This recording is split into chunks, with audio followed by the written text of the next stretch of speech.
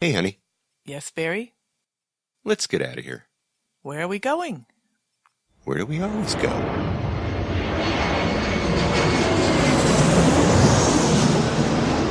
Fascina el viento, este ritmo de palmas, sin ti naturaleza, hasta encontrar la playa. Por eso grito al mundo, yo soy de Puerto Vallarta.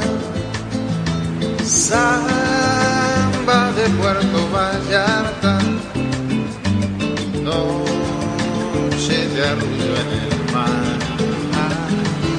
Samba de Puerto Vallarta. Hello, fellow travelers, and welcome to this episode of the Puerto Vallarta Travel Show. I am your host, Barry Kessler, and I'm just so happy to be introducing you to my favorite vacation destination.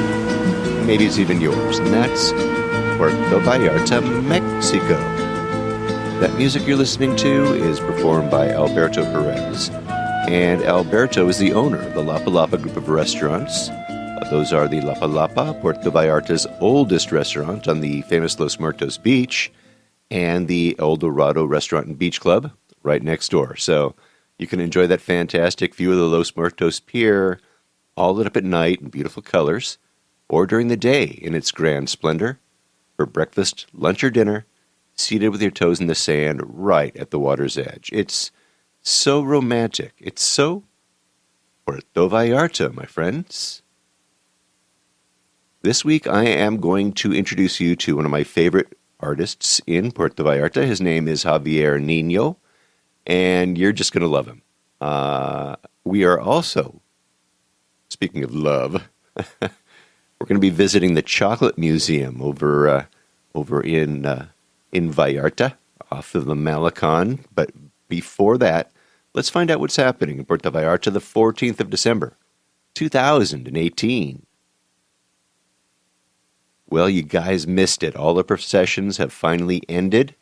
Those 12 days of processions for Our Lady of Guadalupe have come and gone. And it really is a beautiful time to be in Puerto Vallarta. If you are in town or you're thinking about coming to town next year to witness these processions, the whole town participating, having a great time, getting all dressed up, fireworks and parades and it's just a great time to be there. Crowds, don't forget, lots of crowds. It is a pilgrimage, folks. So, but it is a lot of fun, and it's over. You missed it. But if you are thinking about maybe next year doing it, why not? Don't miss out. There is going to be an event tomorrow, Saturday, December the 15th. From 6 o'clock until 9 o'clock over at the Dimitro Gallery. Jim's going to be hosting a benefit to help cover the cost for educating the children over at Refugio Infantil Santa Esperanza, better known as RISE. Refugio Infantil Santa Esperanza is a nonprofit shelter for babies and for children under the age of 14. Some of these children they are orphans, but most of them come from what we would consider unbearable situations, having been abused, neglected, or just simply abandoned. So I want to just let everybody know that they are doing their best to get all these kids into private schools. Most of the RISE kids are now attending private schools, and the goal is to have them all in a private school in 2018. And to make that happen, they need to raise about 33 grand US dollars to cover the cost of the tuition and the uniforms and their books and their supplies and, other extracurricular activities. So come on in and enjoy an unforgettable event. It's an evening that will include outstanding appetizers, beer and wine, and more, all for a good cause. The tickets are going to be available for 400 pesos at the Dimitro Gallery over on Lazaro Cardenas, located across from the beautiful Parque de los Azulejos, and right next door to one of my favorite bars, Bar La Playa. So, get yourself, a little Bar La Playa too while you're down there. Anyway, I have a link to the article in the Banderas News, and if you're in town, go on, get over to the event, meet some great people. And I am going to be taking everybody to Rise real soon, so stay tuned for that. All right, now imagine this. Imagine you're really wasted and you're in your condo and you don't want to go anywhere and you're hungry and there's no food in the refrigerator and you have no pesos in your pocket, but you do. You do have Uber and you do have Uber Eats, right? You got an Uber Eats app because Uber Eats is now in Puerto Vallarta, you guys. So you have no problem if you have that quandary, if you have that conundrum, if you are just so stoned that you have the munchies and you can't leave because I don't know why. Let's not go there. Or let's just say you're just too drunk. Let's not say you're stoned. Let's say you're just too blasted, but you need to eat something. Well, look, right now, I mean, I just uploaded an Uber Eats app to my phone, and I am looking at it right now, and there are currently 24 different restaurants that are participating in Puerto Vallarta, and many of them you will know. Let me read through a couple of them. All right, let's see here. We have Mia Mia Pizzeria on Insurgentes. There's Burger King. Wonderful. Zapata Nejoria and Bar. Wings Army over in Old Town. Moments Cafe and Bar. Whoa, Katsana Sushi and Bar. They will deliver to your house. Can you believe that? Let's see here. That's Uber. That's Uber Eats. Tuna Azul. Rey de Aguachile in Puerto Vallarta. Hacienda de Carlota. Wow. Let's see here. Cafe La Flor de Cordoba. Mamma Mia Pizza. I also see that, believe it or not, let's see here. La Traviata. Mama Serena.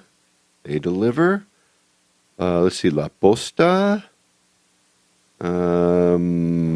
I think also the Chocolate Museum, Rosa Vallarta. Wow, lots of them. Okay, so look, you can actually do all this. Now, why is this a cool thing? It's a cool thing because let's just say that you don't want to go run down and go to an ATM machine and pull out some pesos. You can, you pay for it on your card using your Uber Eats app, and you'd never have to even whip out your credit card. So, your credit card number by mistake will never get lost. It's pretty cool. So, again, not bad. There are many participating restaurants and locations, and there are more to come. So, before you come to Puerto Vallarta, download the Uber Eats app to your phone, and no muss, no fuss, no pesos to deal with. The meal is already paid for, right? Not bad. Not bad. Now, the Spanish language version of Salvador the Candyman is up and running. I have links to it in his episode, as well as a new tab that I made for the Spanish language podcasts. And you're going to find that there as well. So share it with your Mexican friends, if you would, please. All right? And speaking about Spanish language podcasts, did you know that alcohol actually helps you speak Spanish better? Well, I always thought it did, but now comes the proof. A study was done. I love studies, don't you know? Anyway, I saw this article in Time Magazine Online by Amanda McMillan, and she says those who dabble in learning a new language sometimes find that alcohol in moderation helps them speak more fluently in a way that makes sense. It's been shown that a beer or a glass of wine can lower inhibitions, which may make it easier for some people to overcome nervousness or hesitation. But on the other hand, alcohol has also been shown to impair cognitive and motor functions negatively.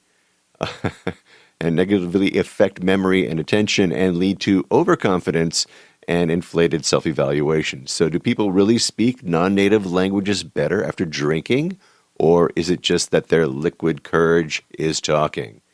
Well, the answer is yes. Okay, I'm good. This goes on and on and on, and it talks about it, but it says yes, that they did perform better. According to those that listened to the recordings, overall, the native Dutch speakers that they had here rated people in the alcohol group as having better fluency and specifically better pronunciation than those that they had who drank water in the group. Ratings for vocabulary and for grammar and argumentation were similar between the groups. So how do you know? Man, just sit on down, boys and girls, and just drink up and start talking, right? Okay, I got a link to the story. You can check it out. Drink up and speak Spanish. Joe Jack's Fish Shack is speaking of drinking up, which is a favorite of mine as well as many of our guests, has a surprise for all of us who love to drink and practice your drunken buzz Spanish. So here's a press release from Joe Jack. Meet the Agave Room. Those who have gotten to know the team here at Joe Jack's over the years know that we are big fans of tequila, raicilla, and mezcal. So much so that we spent the last 2 years visiting different regions of Mexico to taste an insane amount of the most interesting tequila, mezcal, and raicilla in the country. As a result of our travels, we have a wealth of knowledge, new friendships, and new suppliers of agave spirits so good that we have to share them. And thus, the Agave Room is born. So, we are now offering 2 classes, Tequila 101 and Agave 101. Both classes run Monday through Saturday at 1:30. Each class includes a tasting of 8 different spirits, as well as several accompanying tastes from the kitchen. Tequila 101 takes a trip through the high and lowlands of Mexico's famous tequila region. In this class, you're going to learn all about the agave plant, its history, how it's grown and processed, and ultimately the most famous product, tequila. Taste the nuances that distinguish lowland and highland varietals, as well as the differences between Blanco, Reposado, Añejo, and the granddaddy of them all, Extra Añejo. Agave 101. Discover the world of agave plant. Learn about the ancestry and the various methods Mexicans have been using for thousands of years to turn this armored plant into one of the world's most trend-setting liqueurs. Explore how different types of agave are grown and processed while tasting raicilla, native to the surrounding areas of Puerto Vallarta, mezcals from around Mexico, and of course, Blanco, Reposado, and Añejo tequilas. I have a link to the 2 classes, so go check them out. They're in the show notes. Practice your Spanish, folks. Drink up. Anyway, I have Joe Jack's on my list of places that I'm going to be hopefully interviewing the next time I'm in town. So I can't wait for that. I can't wait to bring you them, and go check out the Agave Room, for goodness sake. Okay. Wow, we are doing a lot of drinking. So let's just switch gears and let's move on to chocolate, okay? According to Wiki Pages, the history of chocolate begins in the Mesoamerica area. That's right, right in the Mexican spot.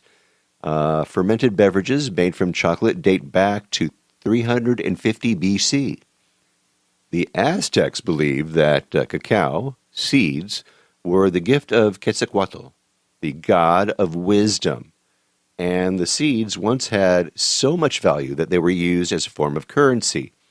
Originally prepared only as a drink, chocolate was served as a bitter form of liquid, mixed with spices or corn puree. It was believed to have an aphrodisiac power and to give the drinker strength. Today, such drinks are also known as chilate. and are made by locals in the south of Mexico. And then after its arrival to Europe in the 16th century, sugar was added to it and it became popular throughout society, first among the ruling classes and then among the common people. So last year I was walking past the Chocolate Museum, which is right on the Malecon in Puerto Vallarta, and I struck up a conversation with a young guy who worked there, and I promised to return, but as time, ran out, happens a lot, I missed my appointment with him. But anyway, we heard about the Chocolate Museum from our friend Elvira Moncayo over at the Board of Tourism some time ago, and I just wanted to see what was going on there. So I actually happened to see the same young man by chance on my last stay in October, and I made sure I kept my promise to check out the museum. So let's go right now and meet this young man. His name is Eduardo Nava, and Eduardo is a great guy. Let's go right now to Calle Josefa Ortiz de Dominguez, 128, and the Malecon. And let's meet Eduardo Nava at Choco Museo, Puerto Vallarta.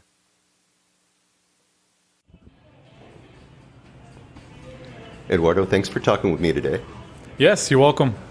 Tell me a little bit about, before we get to the Choco Museum, tell me about yourself. Where are you from? Are you from Puerto Vallarta?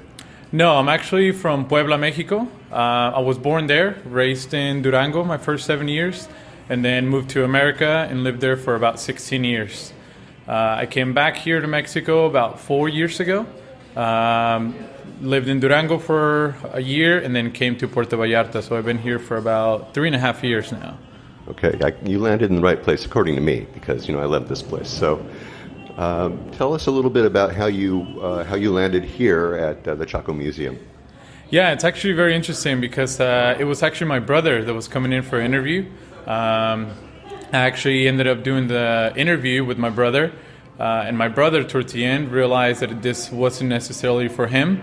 I've always been very fascinated with pre-Hispanic cultures. So after his interview, we both kind of looked at each other and we realized, well, this is probably a little more suitable for me. So I ended up kind of talking to the owners that day, and they ended up hiring me the same day. So, of course they did, because you've got impeccable English, bro. All right, so tell me a little bit about the Choco Museum. When somebody walks in the door, what are they going to expect? Awesome, yeah. So we've been open for about 1.5 years now. There's 3 floors in this building. We have a cafeteria on the 3rd floor. There you'll find anything from salty crepes to chocolate drinks, smoothies, and all types of things made with cacao. Our 2nd floor is a museum. It's free. We also do workshops up there. We do all types of workshops where you can learn how to make mole, truffles, ganache, chocolate bars, so you can become somewhat of a chocolate expert yourselves. No way. They teach you to make ganache, huh? Yes, ganache and tempered chocolate. So, oh wow! And are they free workshops or those cost money? They do cost money. Okay. The 2-hour workshops have a price of 650 pesos. That includes everything that you get to take home after the workshop. And the 3-hour workshops have a cost of 940 pesos. Okay. Very reasonable, because we're talking about for every 100 peso today. We're in October of 2018. Almost 20 pesos per each U.S. dollar. So very reasonable, like $30, like maybe $35 for the one first lesson, and then what did you say, 900, 800 for the other one? Yeah, 940 pesos, and that one's they're more advanced. So it's actually it's actual chefs that have studied everything about cacao that do these workshops. So for example, even the mole workshop, we actually take it to the farmer's market. The chef will show you how to pick out all 25 ingredients. You buy everything at the market. You buy some chicken and rice. Come back here. You prepare the mole from scratch. And then you get to have your mole and take everything home with you. How many ingredients are in that mole? You have any idea? It's sometimes over 25 ingredients. Yeah. Mm-hmm. Depends on the seasons. Yeah. Oh, wow. Mm-hmm. Yeah, that's pretty crazy. All right. So upstairs is like a full-on restaurant, right? Yes, pretty much. So we have a variety of different drinks, hot, cold, and we also have all types of anything from desserts to bagels. We have chicken, pork bagels. So you can definitely come and out and have breakfast, lunch, or dinner. We close till 10 o'clock. We have a beautiful view of the entire ocean upstairs. We have a nice balcony too. And at 9 o'clock, there's always a pirate ship that does a fireworks show. So it's I always tell people you get a front row view of that. Not only that, but you get to enjoy your favorite thing in the whole entire world, chocolate. Exactly. Who doesn't love chocolate? Yeah, gotta love that. Okay, so that upstairs does have a nice ocean view, and you said you can actually get outside and get the real flavor of the air. Yeah, exactly. You can actually even look at the lookout from our balcony, the cross lookout here downtown, or you have the ocean view, which is always very pleasant. Okay, good. All right, so both sides of the cafe will get you some great views. Yes. So let's talk a little bit about your gift shop here. You've got all kinds of, looks like packaged chocolate. Tell us a little bit about that. Yeah, so one of the things that people think about when they think about cacao is the chocolate is the only thing that can be made from. Well, there's many things you can do with it. Here in our store, we make 95% of every single product in-house. And we have everything from marmalades, barbecue sauce, dressings, Italian dressings, truffles, chocolate bars, tequila. Wait a minute, chocolate tequila? Yes, chocolate tequila. We have 4 different kinds. You'd be very, very surprised of how different this chocolate tequila is to opposed to something that you can buy with artificial sweeteners and flavorings too. So come out and definitely check that out. It's one of the most popular products. It's definitely something to try. Excellent. Okay, so like all these packaged candy bars that you got, that's all made in-house? Yes, everything's made in-house. We get the cacao sent in from Chiapas at its fermented stage. By the time it gets to a fermentation stage, there's about a 2-week process that happens. So that process we explain to people in the museum. After that, there's still about a 2 to 3 week process that we do here in the museum, where we get to toast the cacao beans, separate them, grind them, refine them, temper them, and mold them, and obviously package them. Mm-hmm. Right. And tempering is really important, especially in this tropical heat. Yes, it's very, very important, and I'm glad you pointed that out. It improves its melting point drastically. It also gives it that shininess, and it also will last a lot longer. Its show life will increase by tempering the chocolate. What's the most unusual thing that you have ever eaten with chocolate? So I lived in Texas many years, so I'm very familiar with barbecue sauce. When I first came here and I saw they were making barbecue sauce with 70% dark chocolate and Negra Modelo, it was very impressive. So, dude, really? Yes. All right, so let's walk outside. Just pretend that we're not in here, and let's talk a little bit about Vallarta, as long as I've got you here, because you've been here for 6 years, you say. If you were going to go somewhere to have breakfast and you weren't going to eat it here, where would you go? Freddy's Tucan. Freddy's Tucans, yes, in the Basilio Badilla. Mm-hmm. And what do you order there when you go? Waffles, and actually I forget the name of them, but it's eggs with a special sauce on top, and it's actually one of their specialties in-house. So yeah, that's normally kind of what I go for, and definitely have to have the waffle afterwards. All right, good. What about for lunch? Where do you like? Lunch, El Campanario. El Campanario, which is right in front of the main church. Actually, I saw you there last night. So, that's right. Yeah, they have a really good dinner, but for lunch, I really enjoy. They have a 3-course meal that's served. So all you got to do is pick your entree, and everything else just comes with it. A soup before you have your entree. Your entree comes with rice, beans, and a salad. You have fresh fruit water, unlimited refills. A dessert afterwards, and everything's fresh. The place has been open for over 40 years. It's very known from the locals, and every meal is only 70 pesos. So it's a great place to go have dinner, lunch, very inexpensive. Mm-hmm. Now, I caught you in there. You were helping out. Are you like part of the family? What's going on over there? Yeah, so the owner's son married my cousin. So yeah, we became family. Through marriage. Yes, exactly. Well, I'm glad that I met you there because El Campanario is one of my favorite places, and you were there, bud. That was great. It worked out really good. Yes, definitely. Coincidence. All right, so they've been there for like 40 years, you said? Yes, approximately 40 years. They started selling just pozole, and now they have breakfast, lunch, and dinner. They used to open twice a week. Now they're open all 7 days of the week. Mm-hmm. Great place. And I call it Denny's because you can go there anytime you want and walk in there and sit on down and just get the greatest well, in Denny's you can't get the greatest meal, but over here you can get the greatest meal. That's wonderful. How about dinner? For dinner, tough one. Let's see. I like Basilio, also on Basilio Badilla Road. And let's see. When you go there, what do you get? Pizza. Yeah. Really? They have pizza there? Yeah, it's a oven style pizza. It's very thin crust. It's natural ingredients. Yeah, love getting the pizza there, and definitely have to try the dessert. The corn flan is seriously to die for. It's one of the best flans I've ever tasted. I've never had corn flan. I'm going to have to do this now. Yes, definitely check it out. Mm-hmm. All right. If you were going to leave Puerto Vallarta for just the day, where would you go? Colomitos, yeah. It's the smallest beach in Mexico City. It's only about 30 minutes from downtown. It's very easy to access. And you can actually access it through the jungle. Just walking about 15 minutes through the jungle, and you get to this beautiful paradise in the middle of the jungle. Yeah, they just reopened a restaurant there that had been closed last year. Yes, they did. So you can also have lunch and dinner there.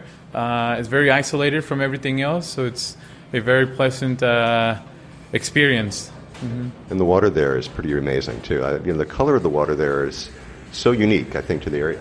Yes, it's crystal clear, and also the vegetation of the actual jungle gives it a very particular color, very turquoise, green, very clear color. Yeah. Mm-hmm. All right, excellent. Okay, let's say you're going to leave for 3 days, like for a weekend. Where would you go? Okay, 3 weeks. I love camping, so it would probably have to be the mountains of Mismaloya. Yeah, definitely. I've done a lot of exploring up there, and I think you could easily spend a few days, if not a week or more, exploring those mountains. So you you take a tent with you and a sleeping bag? What do you do? Yes, just take food. Don't worry too much about water. There's plenty of water up there. Take my tent and just kind of go out there and explore and find places where I can get a nice view and a good spot to camp out. Excellent. I've heard that they've got these cabañas around and stuff like that. Have you ever experienced the cabaña experience? I have, in a little town in El Tuito called Provincia. Definitely, and it was actually a very beautiful experience because in the mornings there's a fog that fills all the mountains, so you feel like you're on top of the actual clouds in the mornings. It's a beautiful sight, and it's also colder weather because of the high elevation. So it's nice to kind of do that every now and then to escape the heat from Vallarta, as you, I'm sure, experience yourself down here. Absolutely, you bet. Are those cabañas mostly for locals? You ever see any gringos hanging out in any of those? Honestly, no. I think it's definitely more for locals. They only have 7 cabañas up there, so you have to reserve them. And there's nothing else. There's no stores. You have to make sure you take everything with you. So yeah, it's definitely a very, very pleasant experience if you ever get a chance to check it out. Right on. If you had a word of advice for a first-time traveler to Puerto Vallarta, what would it be? Say no to the timeshare presentations. Yeah, just find a local and go out and eat places where the locals eat. A lot of people come to Vallarta and think it's very expensive. Trust me, if you saw numbers as far as rent that people pay in Vallarta, you would understand why the prices were like that. But trust me, people who live here, there's tons of places that you can go out and eat very inexpensive, very great food. And there's most of the stuff you can do on your own. You don't have to get a tour. You don't. have to pay so much money to get all these experiences. So definitely get to know the locals and do things on your own. Excellent. You know, when we were talking at the restaurant the other night, you had mentioned that you were thinking about doing some tours and stuff like that. I mean, you've got a great personality for it. You know, you certainly know your stuff. What do you got plans? Yeah, so I'm actually starting in 2 weeks now. I'm going to be doing adventure tours. So it's going to be very custom tours. I don't want to do pretty much what a lot of other touring companies do already. I want people to tell me their difficulty and duration that they would like a tour to last. And based on that, I can come up with a plan where we can go for a half a day, full day, 2-day hike. So just kind of depending on the people's wants. So that's it's something that I love to do. So now to be able to share it with other people, to me is my dream job come true.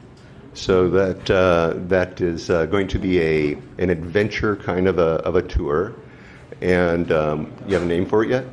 I don't yet. I love traveling. I know how it is when you get to a new place, and you want to do what the locals do and this and that, but it's very hard because everybody wants to charge you for it. I want to do this free of charge. You just pay what you want at the end of the tour. This is because I don't want to make it where people feel like I'm getting commissions off anything. I want this to be a more pleasant, more free, for you to just feel more comfortable doing these things. It's almost kind of like a walk along. So want to make it as more comfortable as possible. But having came up with the name, still working on that. Yeah. Okay, well, when you get that, you'll let me know so I can tell everybody else, and I'll get a Facebook page or whatever it is. Just send me that, and I'll link it up on this episode when we talk about you. Is there anything I forgot? Is there something else you want to add? No. So here in the Chocolate Museum, we're open from 9:30 in the morning, and we close at 10 o'clock. So you can come by, visit us anytime during the day. We're always having new specials and things going on. So yeah, come in and check us out. Sundays, we're open from 12 to 7:30. That's the only day that changes. So yeah, any time of the week, you can come by and check us out. All right. So for a local landmark where people can find you, what would that be? So we're right next to Bank Banorte, right around the corner of Dolce Vita, which is an Italian restaurant, very, very popular here in Vallarta. So you can't miss it. All right. Eduardo, I want to thank you very much for talking with me. I really want to thank you for stopping and remembering me when we were in El Campanario, and because I never would have been able to come up here and get such a great tour and get all the great information about this place, Choco Museum. Thanks very much for letting me introduce you to my listeners. Thank you very much for coming by and taking the time to do this interview with me. And yes, it was great to see you again yesterday. And I think it was a year the last time we met. Yeah. So yeah, definitely. Right on. Thanks, bud. Thank you.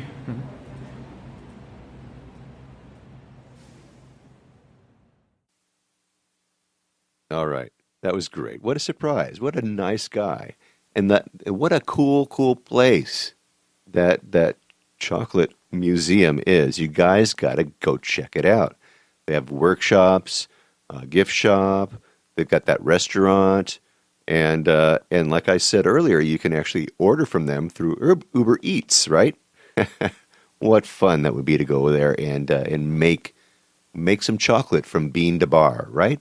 Wow, that would be a great time.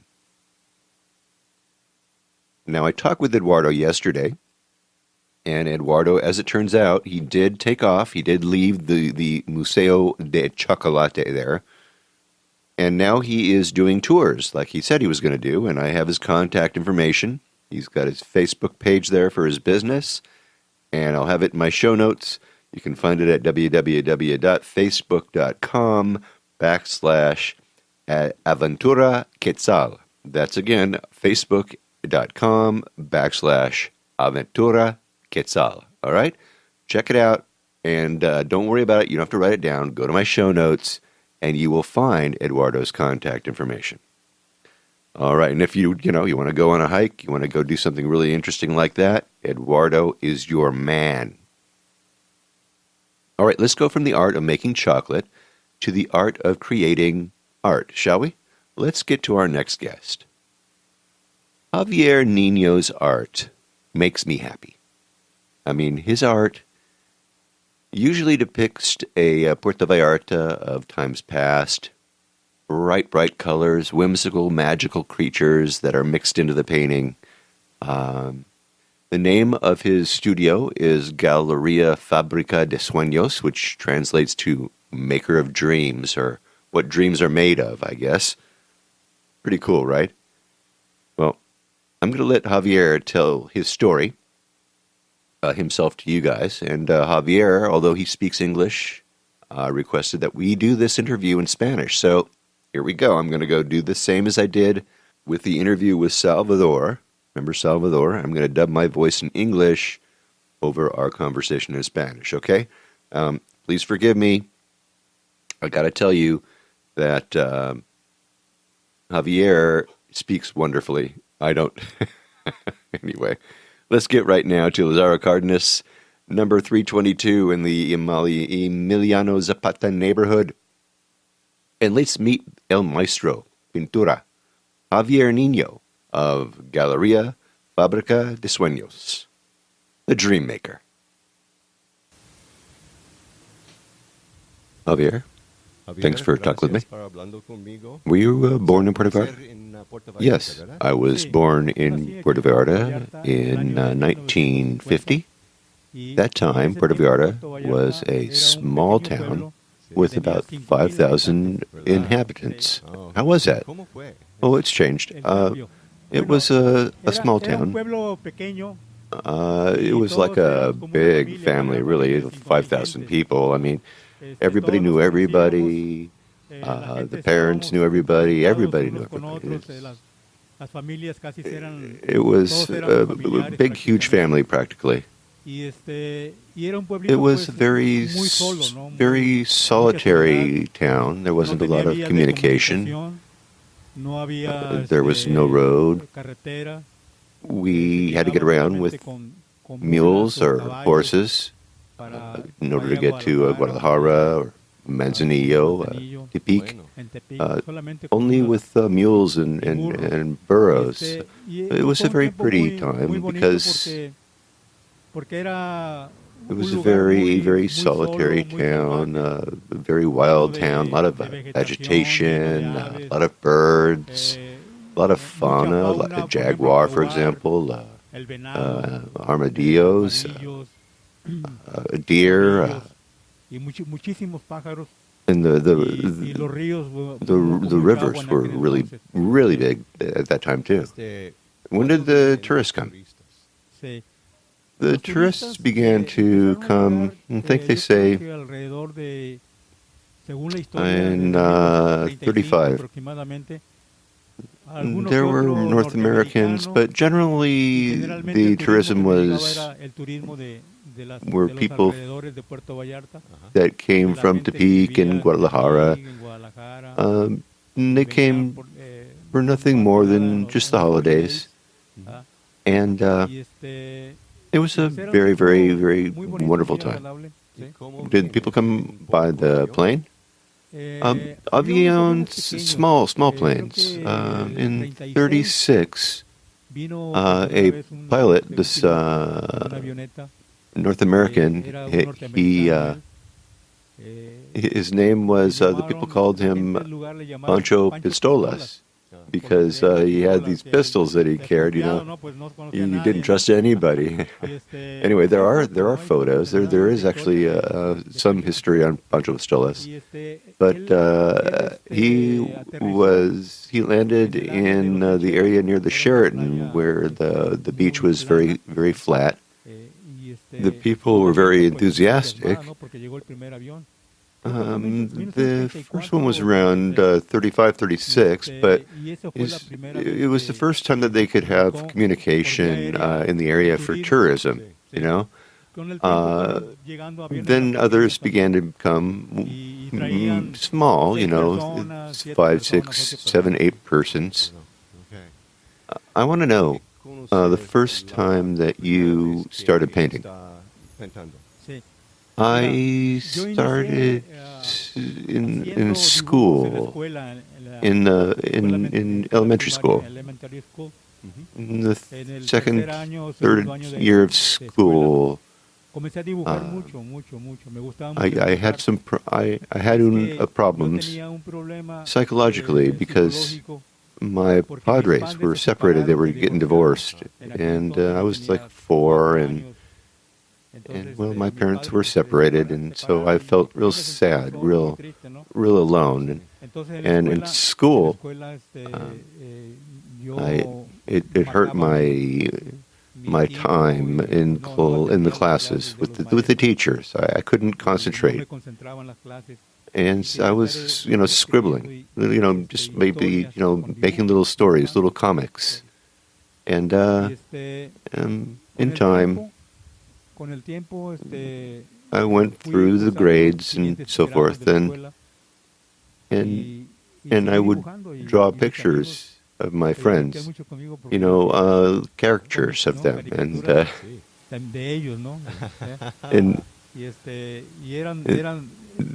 made it feel real good, And sometimes, one time I met Manuel Lepe. Manuel Lepe was a wonderful painter also. He worked with his dad over in a little grocery store, a little small one. It was on Ignacio Vallarta and Madero on the corner. Groceries, and Pancho Lepe, the father of Manuel, owned it. And one time I was walking by, I'd walk by there I was on this side of the river at the time. And he was drawing the church, and I was very interested in that. And so I went to practice with him, and we practiced together. And in time, his father made a bigger store on the other side of the street, his grocery store, and he put a studio with walls. And one time I came by there, and he gave me paint, some inks, colors. And so here, before then, I went to my house, and I loved to paint with the colors. It was the first time that I was painting with colors. And before then, I was just using pencil, charcoal. And oh wow, I really liked it. Wow, how beautiful! And so there, I was just painting there. And that's kind of when I decided I was going to be a painter. I was like, what, 6, 7, 8 years, 8 years old. And was Lepe the same age? Oh, he was 14 years older than I was. 14 years. Is he alive? No, he's not. No. All right.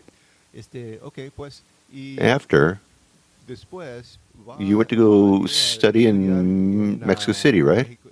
Yeah. In time, I went through secondary school, and I participated in competitions, painting competitions, and I'd won. And so that knew the Academy of San Carlos, and they said, "Oh, it's a really good place. You got to go there." And I said, "Oh, it's a school really good. You got to go there." And in time, I decided to put the painting aside because I wasn't focused in painting. I was focused in other activities, and I went to Mexico City to study tourism in the tourism school. And after 6 months there, I decided I didn't like it. So then I went to the School of Plastic Arts in San Carlos. And I was there for 3 years in San Carlos, but it wasn't very economical for me. It was not. It was hard to do. I hung with my friends. And I had a friend who said he was teaching yoga, and so I wanted to learn how to practice yoga too. And so I went to the Institute of Yoga for 3 years, and I was teaching yoga for many years. I know the meditation and the Hindu meditation. And then it was really weird, like two blocks away was the Institute of Rita Kahlo, Casa Azul in Coyoacan. I didn't know that it was there, but I was walking right by it, and I went into there, and it was a museum.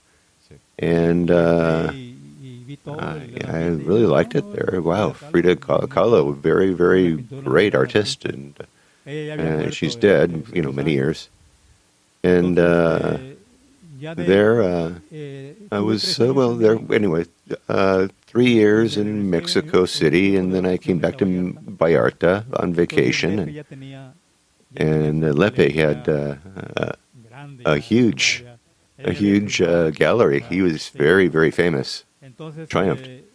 And I was just, I was always visiting with my friends, and he said, "Hey, I'm going to have an exposition," and he invited me to participate. I said, "Sure." So he gave me like some walls there, and 4 or 5 walls, and I got a great price. It was a really good event, and I decided I'm not going back to Mexico. I think I'm going to be right here. I believe I'm going to be right here in Vallarta. And then I was on a very famous television show in Mexico. And so Lepe invited me here. It's a national TV show. And with Lepe, we went there to over there in the plaza. With Mr. Velasco. He was a very famous guy, and he did an interview with me, and after that, things moved on, and I began to get more, it was more impact as a painter. It opened more doors, I got more places to exhibit. All right, here we are in your gallery. And tell my listeners, where are we? On Lazaro Cardenas. It's Lazaro Cardenas 322. It was my parents' place. And my grandparents were fisher people in Vallarta. They were there since 1800 and 1850, 1855 here, and for generations. We've been here in this place in Vallarta.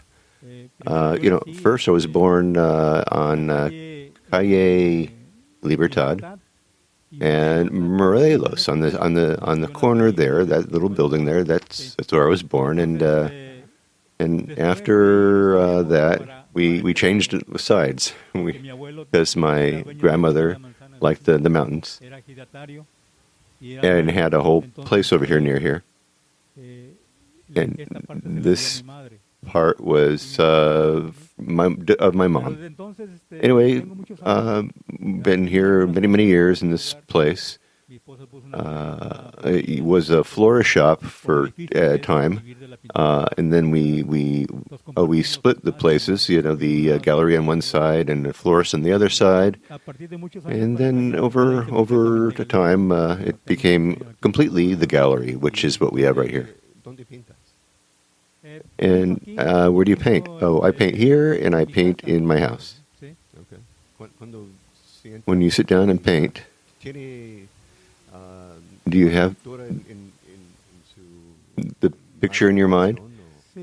Yes, my imagination is, well, I have different currents of painting. The most important is it's the type. It's the art of Vallarta. It's not a naive art. It's magical realism.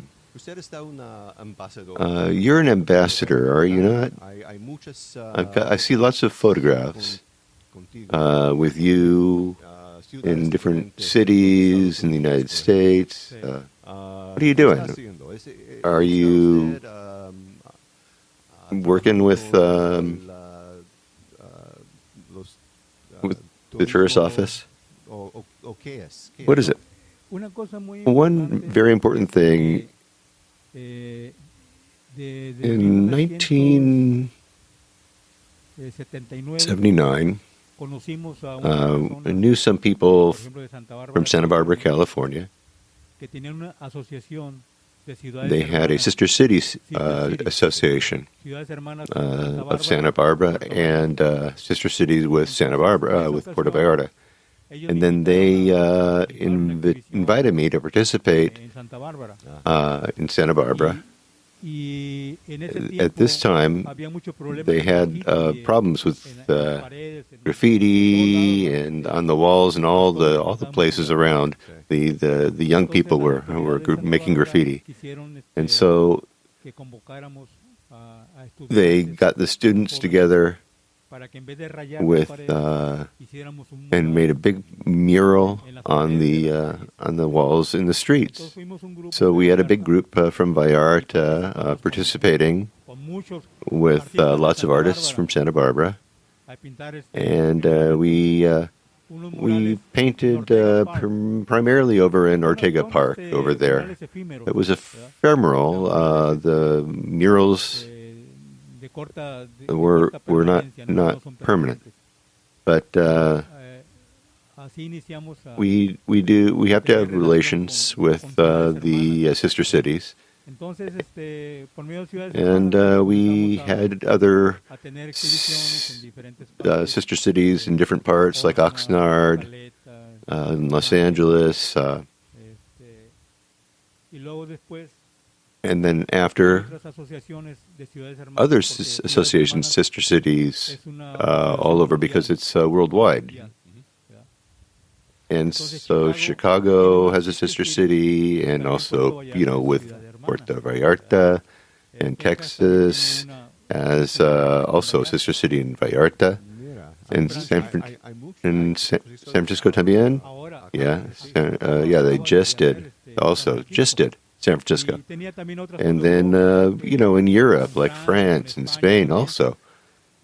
So, there are a lot of different places that are participating, different sides of the world, that are sister cities, the United States and other parts. Well, I know why, because there are a lot of people that want to be sister cities with Puerto Vallarta. I understand why. All right. Are you doing them still, or we have relations with the sister cities, but right now we're not really participating. We have the Molinari Festival, and Puerto Vallarta and Santa Barbara had that. We had the first Molinari Festival here in Puerto Vallarta, and we're going to have one in November in the plaza. We always get some good participation. All right. Let's talk about something other than painting. When I'm doing interviews with people here in Vallarta, they want to know where you like to eat. Where do you like to eat, for example, something for breakfast. Do you prefer? Well, breakfast I eat at my house. Other food I like. Is it okay if I say? Oh, sure. Like San Lucas restaurant. And really, really good food. It's an excellent chef, real nice, really good prices, very clean, real fresh, real good. And there's another small restaurant, Adobes. Did you know Adobes? Oh, they have very good food there. It's very economical. The chef is very well recognized here in Vallarta. And there's other occasions when I go for tacos. Moreno, my cousin Moreno. El Moreno, y voy aquí a unos restaurantes pequeños que aquí están a la vuelta.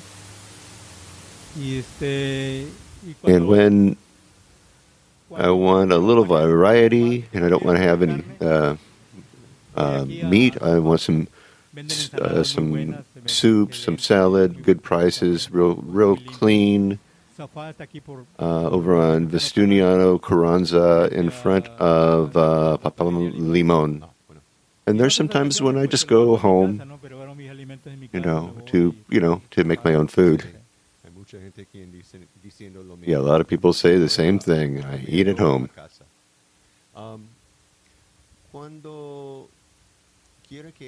When you want to go to another place, want to leave Vallarta for just one day, where you go?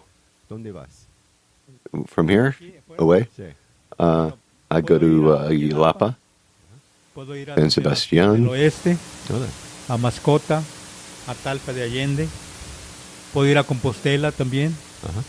Now, estos Compostela, Talpa, hacen... You go for more than one day? One day, but you can, one day you can come and go. El Tuito también also. Matlan. Son lugares, Cuale. You know Cuale? Well, it's very old. It's one of the oldest mines in Vallarta. When the Spanish came here, they came in 1550, more or less, or 1400. I'm not quite sure the period, but when the Spanish they came, this was the root of gold. And they came through El Tuito and the Cuale, and then they arrived here, and San Sebastián. The Indians took them to San Sebastián del Oeste.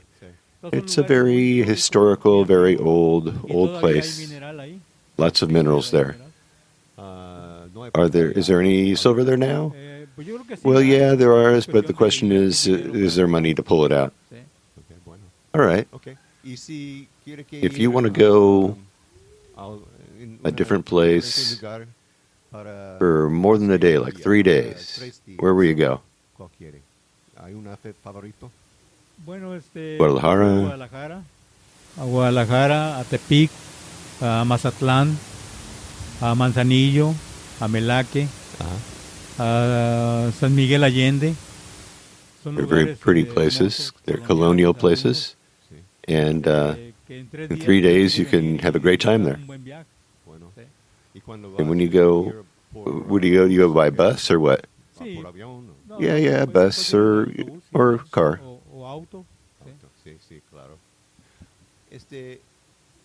When someone comes to Vallarta, what do they have to see?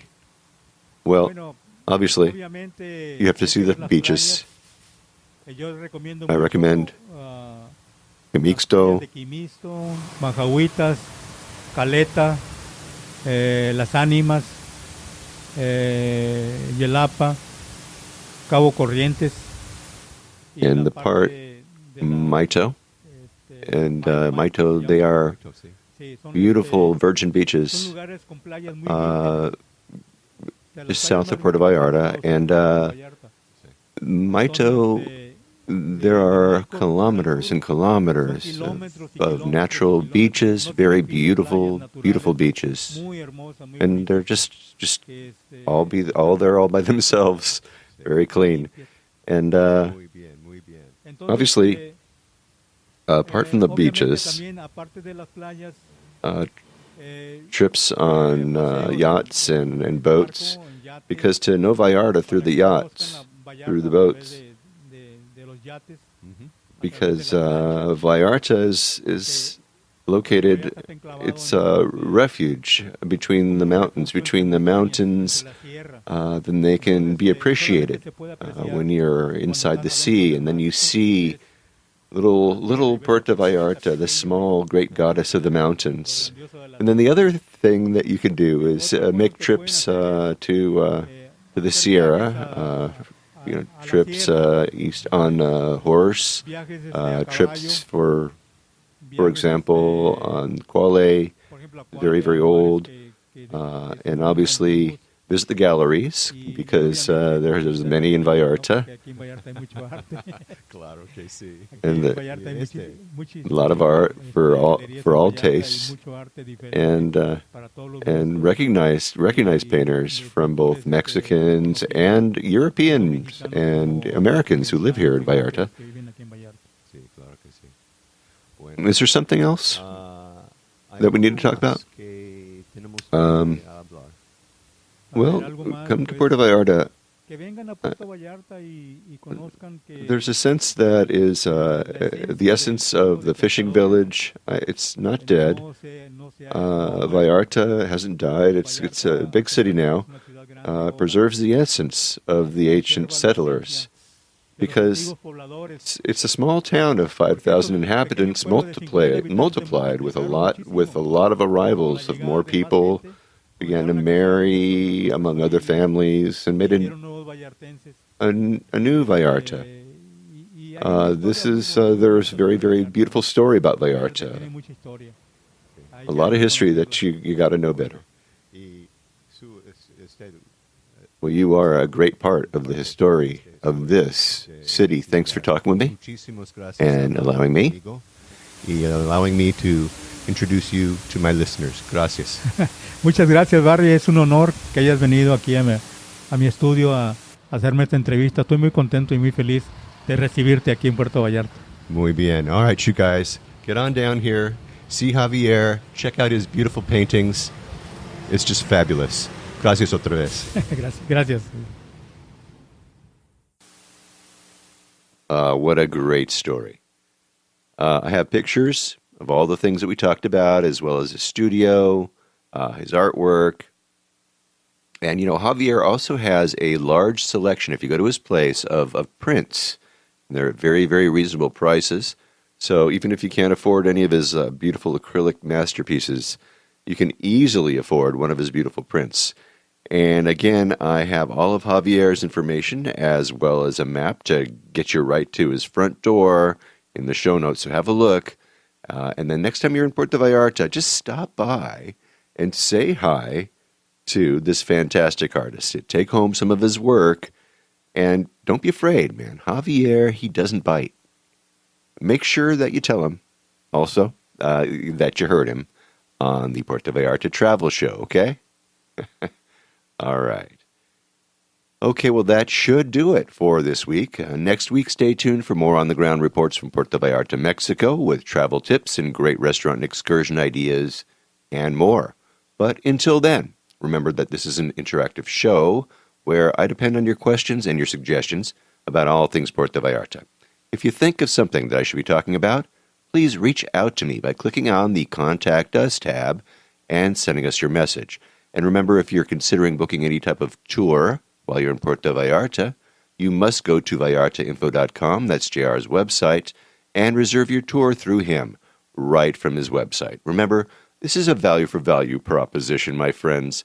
His experience and his on-the-ground knowledge of everything Puerto Vallarta in exchange for your making a purchase of a tour that you do anyway. You're just doing it through him as a way of saying thank you. Thanks, JR, for being our guide. It costs no more than if you're going to use someone else, so do it, really. And when you do take one of those tours, email me about your experiences. Maybe you can come on board and share with others what you liked or didn't like about the tour. Again, contact me by clicking on the Contact Us tab and sending off a message. And don't forget, he's got his maps, his DIY tours, his revitalized happy hour board, and more. And I have links to all of those in the show notes, so come and take a look. And by the way, if you like this podcast, please take some time and subscribe to it. Give me a good review on iTunes if you would. That way we can get the word out to more and more people about the magic of this place, Puerto Vallarta, Mexico. And remember, I made it easy for you to do just that with each episode that I create. But if you haven't been to my website, you really have to go there, have a look. I have the links to the places that we talk about. I have interesting pictures and more right there in the blog post and in the show notes for each and every episode that I create. So check them out for sure if you haven't already. All right? All right. And thank you, Eduardo Nava from Choco Museo, Puerto Vallarta. Now you can tour with him on Facebook over at www.facebook.com/Aventura Quetzal. Hey, what a great guy. And don't forget, get on down to the Choco Museum. What a terrific place. Don't miss it. And Javier Nino, man, thank you so much. Stop by his place and buy some beautiful pieces next time that you're in Puerto Vallarta. Man, I'll tell you, his artwork just makes me smile, and it's going to make you smile too. And look, everybody, thanks for listening all the way through. This is Barry Kessler, signing off with a wish for all of you to slow down, be kind, and live the Vallarta lifestyle. Nos vemos, amigos. De Puerto Vallarta, noche de arrullo en el mar, samba de Puerto Vallarta, noche de amor junto al mar.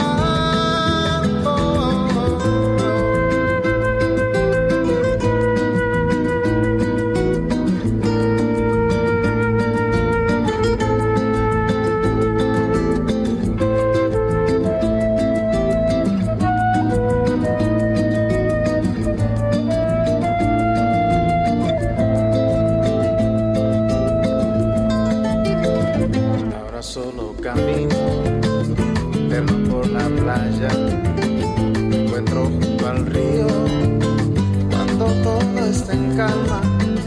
Pronto cae la noche, brillas Puerto Vallarta.